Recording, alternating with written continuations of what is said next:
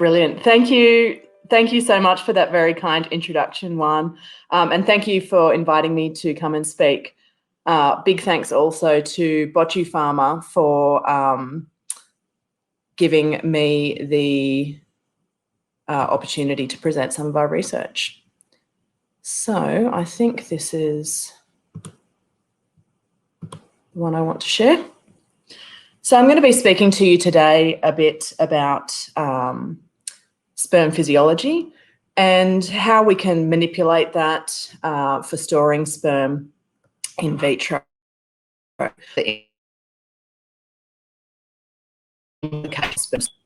first of all, we need to consider the humble spermatozoon. So once upon a time, the sperm was thought of as being just containing basically the whole individual. And the female was really just considered to be a bit of an incubator or receptacle. So the tables have turned since this point in time. And in more recent years, people have really thought that, you know, the stallion sperm just delivers a bucket of DNA and the mare does everything else. Well, we now know that yes, obviously the sperm delivers the paternal DNA, but there are a plethora of other factors that the sperm has to deliver in order to produce a robust offspring. And these include a suite of RNA species. Importantly, they have centrosomes, which centrioles in the sperm, which go on to become one of the centrosomes in the developing embryo. And without those, they wouldn't be able to cleave and divide. And we also know that, and Cesare mentioned this in the previous talk, that the sperm also delivers factors which can activate the oocyte. And this is an interesting case study that we did a few years back, where we had a couple of stallions who had bred many mares. These were thoroughbred stallions, and they'd bred over 80 mares. Their sperm looked pretty good, ostensibly. However, they produced absolutely no pregnancies. And what we found that in these horses was that there was a almost complete deficit of PLC zeta, which is one of those factors that's absolutely essential for oocyte activation and embryo development. So it's obvious that there is a lot that the sperm needs to deliver in an intact and healthy state in order to produce a viable offspring. And one of the things that we have to consider to keep that sperm healthy is how we're going to store it. So when we think of sperm storage, we almost always think of it in an artificial in vitro, from an artificial in vitro perspective. And obviously this is, we have to store sperm for shipping, and usually this is via chilling, or we might want to preserve the genetics of a particular animal indefinitely. And in that case, we'd need to cryopreserve. And as Professor Ghali mentioned, cryopreserved sperm is, you know, almost entirely what you'll be using for ICSI procedures. There are other times that sperm will be stored in vitro, and it generally will be sort of sitting around often at room temperature for quite long periods of time for processes such as sex sorting, as well, obviously, as ICSI. But I think it's important to keep in mind the fact that for the majority of its life, sperm are in fact stored in vivo. And during epididymal maturation and prior to ejaculation, sperm will be stored for several weeks in the epididymis. And following deposition into the mare's reproductive tract, they'll be stored in the oviduct. And this can extend for up to 3 weeks overall. So if we're going to keep sperm alive while we're storing them in vitro, we really need to know how they generate energy. How do they maintain their vitality? So in the majority of species, energy generation occurs via a process called glycolysis, and this happens in the cytoplasm, which is mostly in the sperm tail. And sperm also contain mitochondria within their midpiece, and mitochondria is the site of oxidative phosphorylation. And this process here is a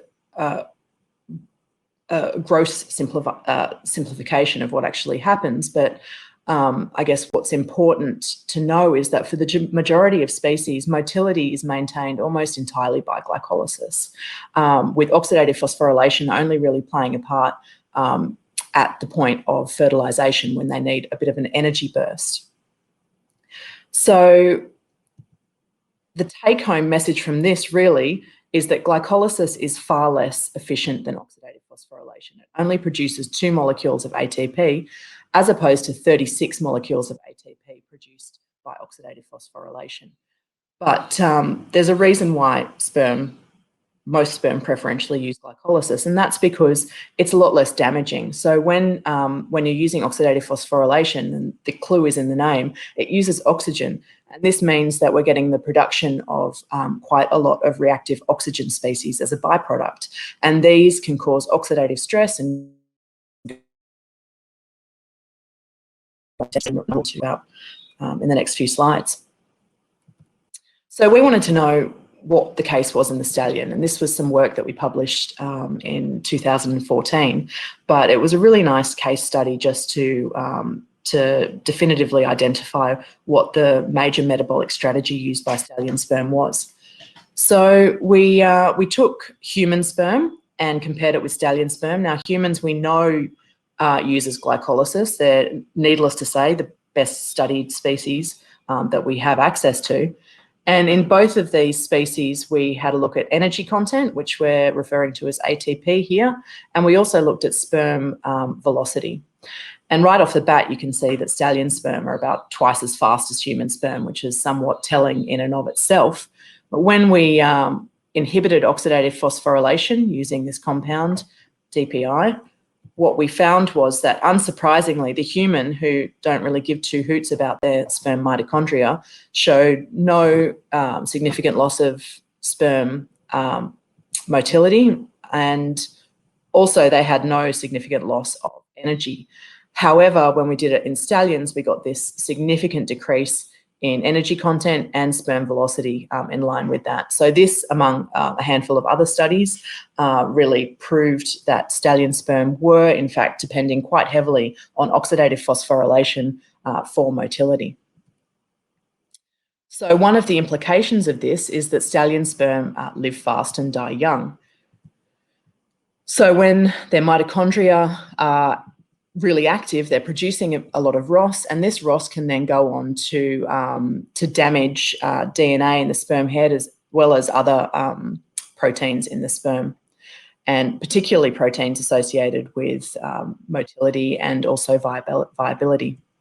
And what we found was that when we collected sperm from Stallions, the Stallions that were really fertile and had really highly motile sperm on day one, when you incubated these sperm for 3 days, which is, in an in vivo situation, maybe the amount of time that you would expect it to take for ovulation to occur following breeding, these really fertile, highly motile sperm had much lower viability 3 days later. So the reason for this, we were able to show, was a loss of antioxidant protection over time. And an important antioxidant in Stallion sperm is aldehyde dehydrogenase. So these are sperm incubated over 3 days at 37 degrees. And what we found was that after a day of storage, the sperm began to lose their aldehyde dehydrogenase expression, and that's in green here. And at the same time, they began to get adducted by toxic lipid aldehydes, and that's shown in red, and this is 4-hydroxynonenal, which will come up a few times during this presentation. And you can see by 3 days they've got no antioxidant protection anymore, and the sperm tails are highly adducted by these toxic lipid aldehydes. And what that causes to happen is we get this linear decrease in sperm motility in line with a loss of antioxidant protection. And the other thing that we need to keep in mind is the centrioles, which I showed on that first slide. So in sperm, they have 2 centrioles. There's a proximal centriole, which is just underneath the sperm head. This is the cross-section in this beautiful electron micrograph here. And there's a distal centriole. So the distal centriole and the sperm tail will break down following fertilization. But the proximal centriole, these composed mainly of tubulin, is essential for cell division. It goes on to become one of the embryo's centriomes. So this is another important thing that the sperm delivers to the embryo. And you can see that in this image here, this is again this toxic 4-hydroxynonenal adducts. You can see that just below the sperm head where the centriole is, this area is highly susceptible to oxidative damage. So this is another reason why we really need to keep in mind storing our sperm under the correct conditions so that we minimise this oxidative stress. So just to summarise sperm death during storage, stallion sperm depend heavily on oxidative phosphorylation, which produces loads of reactive oxygen species. These then go on to cause lipid membrane peroxidation and toxic lipid aldehyde production. These damage proteins, which can cause a loss of motility and mitochondrial damage. Now, when you get mitochondrial damage, you're going to get the leakage or release of pro-apoptotic factors, and one of these is cytochrome C, which I'll bring up again in a few slides' time. And these obviously cause DNA damage, but also when you're damaging mitochondrial proteins, you'll get a bit of a knock-on effect and a cascade in ROS production, and these reactive oxygen species will then go on to cause oxidative DNA damage. So when you get DNA damage, you can get cell death, and coupled with a loss of motility, that will lead to a loss of fertility. But you can also get mutations in the germline without cell death. And if these sperm are used for ICSI, generally what you'll find is early embryo death. However, if the mutations are to genes that aren't necessarily essential for embryo development, you can get the production of viable offspring, but there will be an increased prevalence of health issues in those. And we know a lot in the human area about what happens, but anecdotally we're starting to see that in horses, when you use DNA damaged sperm or from horses who have been produced by stallions with high levels of oxidative DNA damage, you do get an increased prevalence of orthopedic disease like OCD. So one way that we can really try and circumvent some of this is by trying to limit or curtail metabolism through cooling or freezing the cells. And obviously for ICSI, freezing is the go-to technique. But there are some issues that we should keep in mind during these processes. So when you cool sperm down, the sperm membranes will go through a phase transition. So, and this is when they move from a fluid to a gel, and they're made of lipids. You can think of when you put, a bottle of olive oil in the fridge and it goes from this beautiful liquid state to a gel-like state. And when this happens to sperm membranes, it interferes with their ability to regulate their intracellular contents and to move and interact with their environment. So this change happens between about 30 and 10 degrees, which is quite broad, but then there's a sharper phase transition that happens upon freezing. So that's below 0 degrees Celsius. You can see here some electron micrographs taken by one of my students. There's one of fresh sperm and cryopreserved frozen thawed sperm.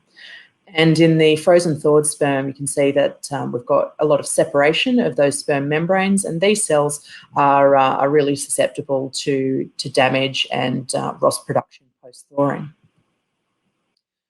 So we know, because we know now which phospholipids are present in the stallion sperm membranes, that in fact the phase transition temperature is about 25 degrees Celsius.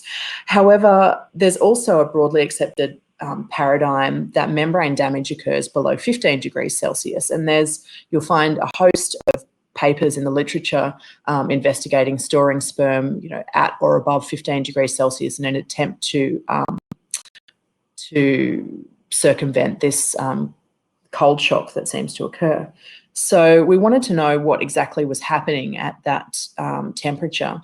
So we hypothesised that it might be something to do with the cell's inability to control the movement of ions, and particularly calcium. So calcium plays important roles in almost every pathway, And if the sperm were unable to regulate how much calcium they contained, then it could cause chaos. So we took sperm, we loaded them with a stain called fluo3, which increases fluorescence as intracellular calcium increases. And we put them on the flow cytometer and we cooled them down by wrapping very high tech, wrapping the tubes in an ice pack. And what we found was that indeed we saw an increase in intracellular calcium with cooling, and it was around this 15°C temperature that this increase started to happen. So it's highly likely that this is one of the mitigating factors to cold shock. I guess another thing that's interesting here, which is sort of by and by, is that once you warm the cells up again, they actually regain their ability to regulate their intracellular calcium content. So one of the issues of high intracellular calcium is that we get leakage of something called cytochrome C. So I mentioned earlier that when you have mitochondrial damage, you get leakage of cytochrome C leaks out of the mitochondria. It starts an apoptotic cascade and the cells will die quite quickly afterwards. And this is probably one of the reasons why frozen thawed sperm has a limited longevity following thawing. So we chilled and cryopreserved Stallion sperm, and indeed we found that in chilled and cryopreserved cells there was less than half of the cytochrome C content of the fresh sample. So, you know, this is something else that we need to keep in mind following thawing of frozen cells. So during thawing, there's a host of freezing and thawing. There's a host of other stresses that sperm will be exposed to. There's osmotic stress, there's oxidative stress and DNA damage, cryoprotectant toxicity due to glycerol toxicity, and also the formation of ice crystals. Definitely extracellular ice crystals and somewhat controversially, possibly intracellular ice crystals also. So this has knock-on effects at a molecular level. And these stresses can lead to DNA damage. It can lead to epigenetic changes, which is quite important. And I did mention that you can have some mutations as a result of oxidative DNA damage, and they may be passed on to the next generation. But also the lipid peroxidation, which I showed with that 4-hydroxynonenal adduct, and these can go on to damage proteins. Once you damage proteins and lipids, you will change the functionality of that cell. So some of the problems of using DNA damaged sperm in ICSI procedures is disrupted embryo development, potential abortion and birth defects if an offspring is born. And there's hundreds of interesting studies certainly in the human sphere. And one of these studies showed that in couples where the man had high levels of DNA damage, there was a significantly different rate of 3-day embryo development, blastocyst formation, as well as implantation and pregnancy. But interestingly, there was no difference between the fertilization rate between the two groups. So these cells can still be fertile and go on to produce pregnancies. So the reason for these is fragmentation of the paternal chromosomes, and when you get this, we can end up with unequal cleavage of the embryo and chaotic mosaicism. And what's important, as I mentioned before, is that if those embryos don't arrest, then you can end up with some rare congenital disorders in the offspring. So this all sounds quite doom and gloom. However, you know, while it's important to recognise that it is potential, there is potential for sperm with DNA damage to be unknowingly used for ICSI, some of the selection criteria that are used, like selecting morphologically normal, motile cells, we do know that these parameters are highly correlated with good DNA integrity. So it's not particularly likely. However, it's something that should be kept in mind with respect to these problem stallions that Professor Ghali was talking about earlier. And in these cases, then DNA damage assays are probably a first port of call. So when we think about sperm storage, I think again it's important to go back to the in vivo scenario. So these cells have evolved to be stored for weeks in the epididymis. And generally they sit there quite happily, with the exception of some of these accumulators that I'm sure our clinicians will all know about. And while they're there, they're in a quiescent state. So they're not metabolically active and they're not motile.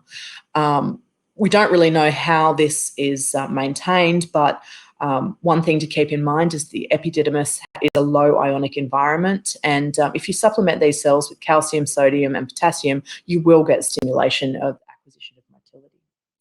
So there are additional low molecular weight factors that are present in the epididymis, and we're just beginning a project in this area to identify what these factors are. But effectively, they uncouple the mitochondria, and this mimics almost like a hibernation type state. So if we were able to nail this, then I think that would bring a whole new world of strategies for storing sperm. So we need to think about what else is in the epididymis. Well, there are proteins, energy sources, fatty acids, amino acids, carnitine, sialic acid, small non-coding RNAs, as well as extracellular vesicles or epididymosomes, which I'd have a look at because they're really important for shuttling cargo between the epididymal epithelial cells and the sperm. But if we want to have a bit of a look just at protein, I'll draw your eye to the last couple of columns here. So this is the proteins in the caudal region of the epididymis where the sperm are being stored. A huge proportion of these proteins are made up by lactoferrin. So lactoferrin is antimicrobial and it sequesters iron.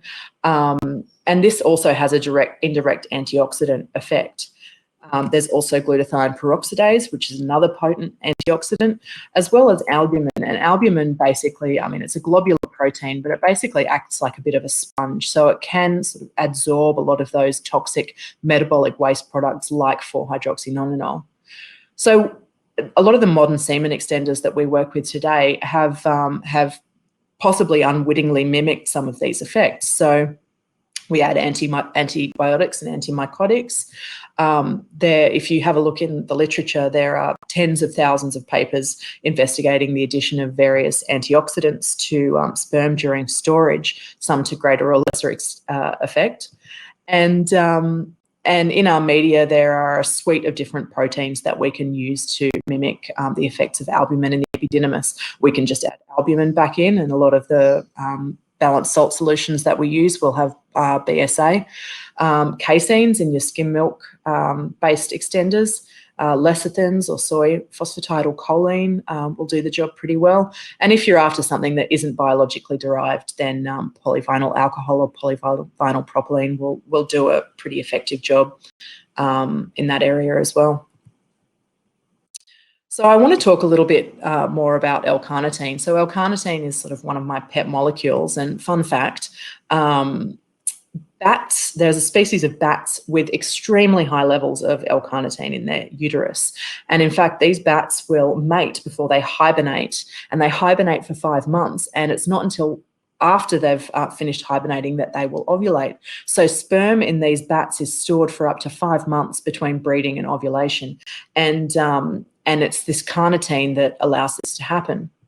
So carnitine is extremely important in all reproductive processes. It's up to 1,000 times higher in the epididymis than in the rest of the body, and it's actively secreted. So this means that it has an extremely important role in the epididymis. And from a management perspective, one of the important things to note is that the source of carnitine is dietary. And in stallions, we've shown that if you supplement stallion diets with L-Carnitine, then you can improve per cycle conception rate over the course of the breeding season. And this is a lovely study that we did in collaboration with our partner investigators, Equibreed New Zealand.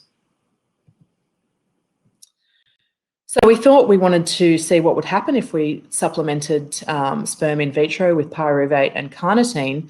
And indeed, we saw over 3 days of storage at room temperature, there was no significant loss of motility, but there was a significant improvement in progressive motility, which was really interesting. So this became one of the key components in our extenders. Another thing to note about carnitine is it's not only important for mitochondrial energy production, but it's also a potent osmolyte and antioxidant. So when we talk about osmolytes, majority of media actually use sodium chloride to balance osmolarity. However, the sodium chloride content of epididymal fluid is about 1/3 that of what's found in our normal lab sperm manipulation media like BWW or modified Tyrodes medium. And yes, it's at physiological levels here, but physiological in blood isn't necessarily physiological for the epididymis. And the problem there is that if you flood sperm with sodium, it diffuses in and they have to actively keep pumping it out. And this uses up a lot of ATP, and so they'll become exhausted. And when we tested this theory by replacing sodium chloride with choline chloride in a standard BWW media, over 3 days of storage, we found that the sperm in the choline chloride medium, in fact, had double the energy content of those in sodium chloride. So, you know, we've got to not only maintain metabolism and keep feeding these cells, but we need to stop them exhausting themselves unnecessarily. So we talked a bit earlier about many species sperm don't depend on it. So we thought maybe we would be able to redirect sperm metabolism. And we did this through the use of a compound called rosiglitazone. Rosiglitazone is actually an anti-diabetes drug. And when we add it to sperm, what we found was that it phosphorylated AMP kinase. And when this happened, we got an increase in the ATP production pathways, particularly glycolysis and glucose uptake, and a blocking of the ATP consuming pathways. And the net effect was more energy in the cells. And now over a 6-day period, we were able to show that sperm supplemented with rosiglitazone, TDZ here, it's a thiazolidinedione, had no loss of motility over that time. And more recently, we've been looking at a technology called lipid replacement therapy. So it's something that has gained a lot of attention for human studies of chronic fatigue and other sort of similar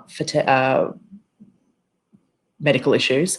And what we found, what they've found is that if you provide lipids, exogenous lipids in the medium to the cells, then damaged lipids that occur as a result of oxidative stress are able to be replaced. And so we tested this in sperm in vitro by exposing sperm to an oxidative stressor, in this case arachidonic acid, and some of these we supplemented with this lipid mixture, and we found that there were significantly fewer cells that were adducted with 4-hydroxynonenal, and that they were significantly more viable than those that didn't have the lipid supplementation. And even more dramatically, when we expose them to an increasing dose of arachidonic acid, so that's the oxidative stressor, glycerophospholipid supplemented samples shown in blue were able to maintain their motility, whereas the others completely lost motility. So this has a lot of promise, and we are have sort of shown now that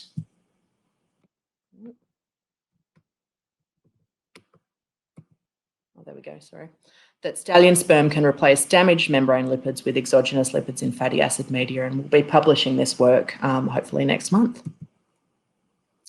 So by combining these approaches, we've shown that in conjunction with our partners at Equibreed New Zealand, they have been able to take sperm that was frozen in Botupharma, which is sort of the gold standard for these processes. It was thawed out, it was placed into the medium that we developed using these principles. It was then sex sorted in that medium and refrozen in Botupharma, and then thawed again into that medium and used for ICSI, and Lee Morris at Equibreed has been able to produce blastocysts using this technology. So if you take good care of the sperm, then you know, that's half the story. So in summary, I hope that I've been able to show you that the sperm cell is more than just a package of DNA. It delivers a plethora of other factors to the egg, and that Stallion sperm will tend to live fast and die young, and this is by virtue of their metabolic strategy. So they're extremely susceptible to oxidative damage, mechanical damage, and exhaustion during storage.